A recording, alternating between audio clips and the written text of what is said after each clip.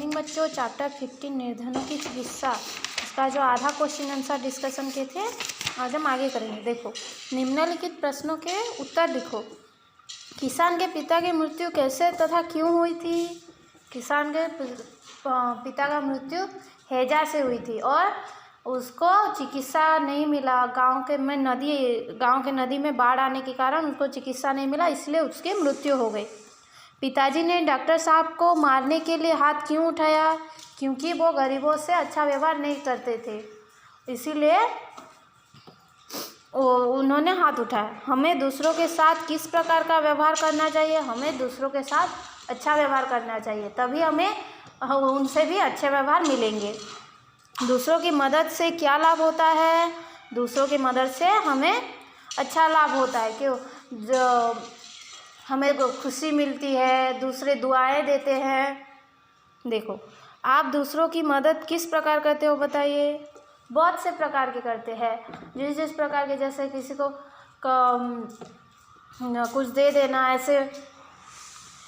आप बड़े होकर क्या बनना चाहते हो बताइए? आप बड़े होकर क्या बनना चाहते हो, मुझे बताना लिखकर। देखो, निम्नलिखित वाक्यों में क्रिया शब्द को रेखांकित कीजिए। गांव की नदियों पर पुल बन गए। यहाँ पर क्रिया शब्द क्या है? बन गए। बन गए। आपके शेष रुपये फसल आने पर अवश्य दे जाऊंगा।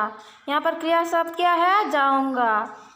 पिताजी की बात सुनकर उनकी आँख खुल गई। यहाँ पर क्रिया शब्द क्या है? खुल गई।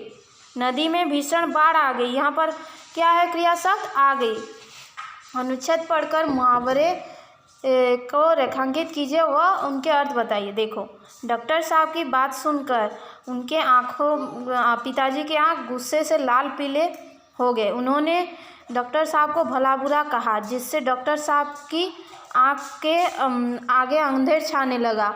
उन्होंने अपने पिताजी को वचन दिया कि वो सुख दुख में गरीबों के साथ देंगे। किसान की आँख नम हो गई। डॉक्टर साहब ने गरीबों की सेवा का बीड़ा उठाया। देखो, क्या क्या है बच्चों? पहला जो है गुस्से से लाल पीले होना, मतलब गुस्से से आग बबूला हो जाना, बहुत ज़्यादा गुस्सा हो जाना। भला बुरा कहना मतलब किसी को डांटना। आँख के आगे अंधेर छाने लगा, ये मतलब उनको और कुछ दिखाई नहीं दिया। उन्होंने सुख दुख का बीड़ा उठा। किसान की आंखें नम हो गई। आंखें नम हो गई मतलब उनके आंसू बहने लगे। और सेवा का बीड़ा उठाना मतलब उनको जो भी परेशानी होगा उसको वो अपने हाथ में लेंगे। निम्नलिखित शब्दों से वाक्य बनाइए। किसान, डॉक्टर, बाढ़ और गांव से एक एक वाक्य आपको बनाना है।